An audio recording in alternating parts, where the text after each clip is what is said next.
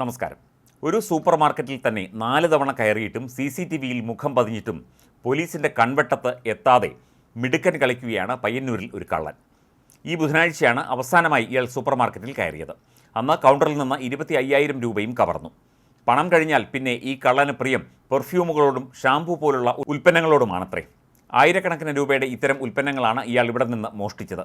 CCTV വീഡിയോയിൽ ഇയാൾ കൗണ്ടറിൽ നിന്നുകൊണ്ട് പാനീയം കഴിക്കുന്നത് കാണാം. CCTV ക്യാമറയെ നേരെ നിന്ന് നോക്കിയാണ് ഡ്രിങ്ക്സ് കഴിക്കുന്നത്. വളരെ ലാഘവത്തോടെ അകത്തേക്ക് മോഷണത്തിനായി നടന്നു പോകുന്നതും കാണാം. മോഷണത്തിന് ശേഷം CCTV ദൃശ്യം പരിശോധിച്ച സൂപ്പർ മാർക്കറ്റ് ഉടമസ്ഥർ ഇയാളെ തിരിച്ചറിയുകയായിരുന്നു. മുൻപ് 3 തവണ കയറിയ അതേയാൾ എന്ന തിരിച്ചറിയൽ ഏവർക്കും ഞെട്ടലായി. നേരത്തെ വെന്റിലേറ്റർ ഇളക്കിയാണ് കള്ളൻ അകത്ത് കയറിയത് എന്ന് മനസ്സിലാക്കിയതിനെ തുടർന്ന് അത് ഭദ്രമായി അടച്ചതാണ്. ഇക്കുറി പക്ഷേ ഷീറ്റ് ഇളക്കിയാണ് അകത്തു കയറിയത്. ആളെ കൃത്യമായി കണ്ടിട്ടും കവർച്ച ആവർത്തിച്ചിട്ടും പയ്യന്നൂർ പോലീസിന് ഇതുവരെ ഇയാളെ പിടികൂടാനായിട്ടില്ല എന്നതാണ് ഏറ്റവും കഷ്ടം.